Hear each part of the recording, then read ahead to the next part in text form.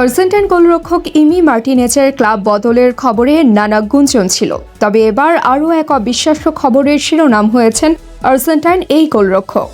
কানাডার ফুটবল ভিত্তিক সংবাদ মাধ্যম ওয়েকিং দ্য রেড দাবি করেছেন ইমিলিয়ানো মার্টিনেজের সঙ্গে আলোচনা শুরু করে দিয়েছে ইন্টার মায়ামি।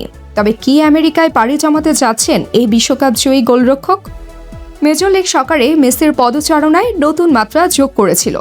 বিশেষ করে ইন্টার মায়ামি আলাদাভাবে পরিচিতি পেয়েছে বিশ্বজুড়ে, সেই সংবাদ পুরনো। তবে আরেক বিশ্বকাপ জয়ী মিডফিল্ডার রদ্রিগো ডি পলের মায়ামিতে আসার সংবাদে গুজব বলেছিল সবাই।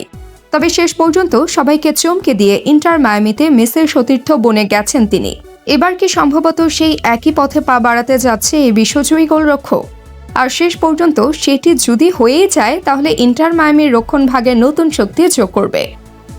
মেসি মার্টিনেজের কম্বিনেশন শুধু মাঠেই নয়, পুরো মায়ামি ক্লাবের ব্র্যান্ড ভ্যালু, আন্তর্জাতিক খ্যাতিতেও ব্যাপক প্রভাব ফেলবে। এমন একজন বিশ্বজয়ী গোলরক্ষক যদি এই মুহূর্তে এমন একটা লিগকে বেছে নেয়, সেটা নিঃসন্দেহে একটা বড় ব্যাপার। এই মুহূর্তে বিশ্ব ফুটবল এই একটা দিকে তাকিয়ে আছে। কোন দিকে মোড় নেয় মার্টিনেজ মায়ামি গন্তব্য? এখনই ইউরোপ ছেড়ে দিবে মার্টিনেজ, নাকি সেটাই হবে তার জন্য সেরা সিদ্ধান্ত? বিশ্বকাপের দ্বিতীয় আসর অনুষ্ঠিত হবে আমেরিকায়। যুক্তরাষ্ট্রের আবহাওয়ার সাথে মানিয়ে নেওয়ার এটাই হতে পারে ভালো সুযোগ। হুট করে গিয়ে নতুন কন্ডিশনে পারফর্ম করা কঠিন, চ্যালেঞ্জটা থাকে বেশি। সে কথা মাথায় রেখেই হয়তো দাবার চালটা চেলেছিল মেসি।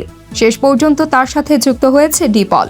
এরপর কি সেই একই পথে হাঁটবেন ইমি মার্টিনেজ?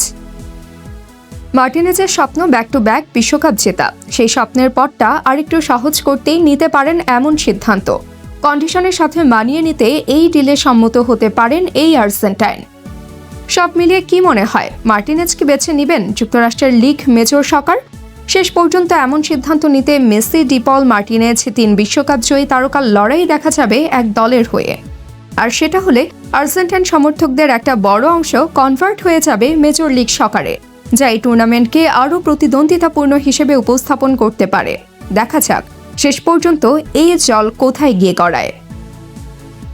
তাবাসসুম হক, আনিকা, টিম স্পোর্টস।